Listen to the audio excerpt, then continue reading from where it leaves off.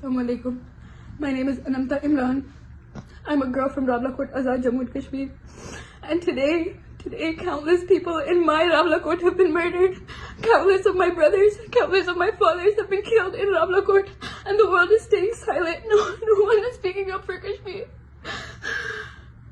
We never thought a day like this would come. We never thought we would have to see this day where our roads would be filled with our people's blood. Our soil is going to be covered with our people's blood. Our blood will not go in vain. Our blood will not go in vain. Please, please raise your voice for Kashmir. United Nations, Al Jazeera, Amnesty, please just raise your voice for Kashmir. We rose our voices for Gaza. We rose our voices for Sudan. Everyone.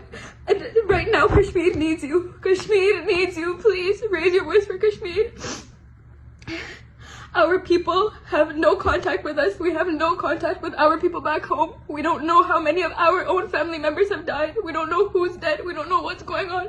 So please, please speak up against this Pakistani brutality. Please.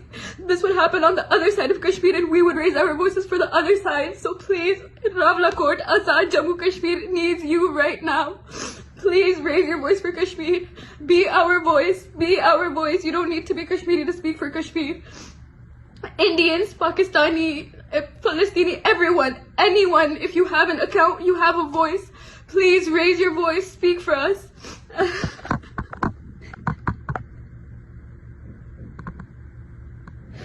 It pains me that I'm not there right now. It pains me, it hurts me that I can't be there right now. If it was in my bus, if it was in my control, I would go in the front without letting my brothers, I would not let them die.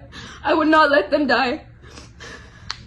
So please, please, raise your voice for Kashmir, raise your voice for our people, raise your voice for the place you used to once call Jannat, that you have turned into a hell. You have turned Kashmir into hell. Please, raise your voice.